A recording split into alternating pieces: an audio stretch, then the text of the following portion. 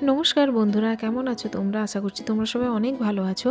আজকে তোমাদের জন্য যে রেসিপিটা আমি শেয়ার করব সেটা বড়ি আর পুরোটাই বেগুন আমার দিয়ে মাসিরই পালং শাক রেসিপি ভাজা।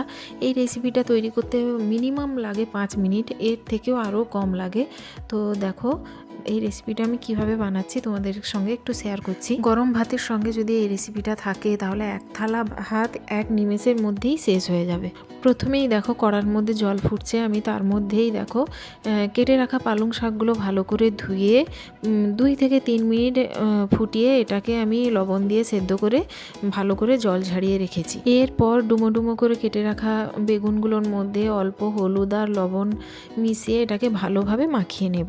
এরপর গ্যাসের মধ্যে প্যান বসিয়ে প্যানটা গরম হলে ওর মধ্যে অল্প পরিমাণ রিফাইন তেল দিয়ে দেবো। আর ওই রিফাইন তেলটা গরম হলেই ওর মধ্যে আমি কয়েকটা বড়ি দিয়ে দেবো, তবে বড়িটা বেশি পরিমাণেই দেবো। এর মধ্যে যত বেশি বড়ি পড়বে ততই খেতে খুবই ভালো লাগবে।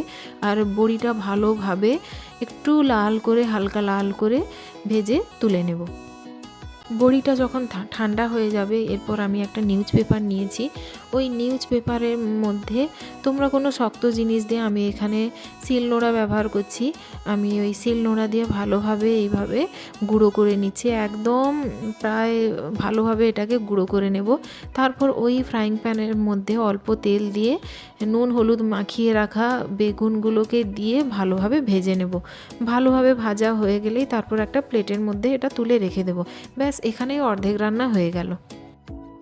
এরপর ওই ফ্রাইং প্যানের মধ্যে অল্প সর্ষে তেল দিয়ে তার মধ্যে অল্প পরিমাণ হিং আর 1 চামচ কালো জিরে দিয়ে সেদ্ধ করে রাখা পালং শাকগুলো ভালোভাবে জল নিগড়ে নিগড়ে ওই প্যানের মধ্যে ভালোভাবে ছড়িয়ে ছিটিয়ে দেব। আর সবগুলো পালং শাকের মধ্যে, তবে জলটা কিন্তু নিগড়ে নিতেই হবে, জলটা একটুও যেন জল না থাকে। এইভাবে সব পালং শাকগুলো দিয়ে হাই ফ্লেমে এটাকে ভাজবো।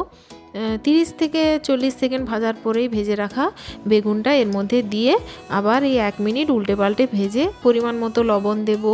আর গুঁড়ো করে রাখা যে বড়িটা আছে ওই বড়িগুলো দিয়ে দেব।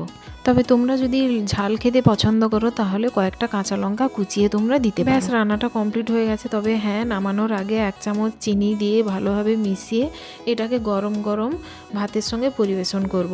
তোমরা এটা একবার বাড়িতে বানিয়ে দেখো, এটা খেতে এতটাই ভালো লাগে, এতটাই সুস্বাদু লাগে, পুরোটাই নিরামিষ। এখনও পর্যন্ত মাসির হাতের এই বড়ি দিয়ে বেগুন দিয়ে পালং শাক ভাজাটা, এই রেসিপিটা খেতে আমি ভীষণভাবে এখনও মিস করি।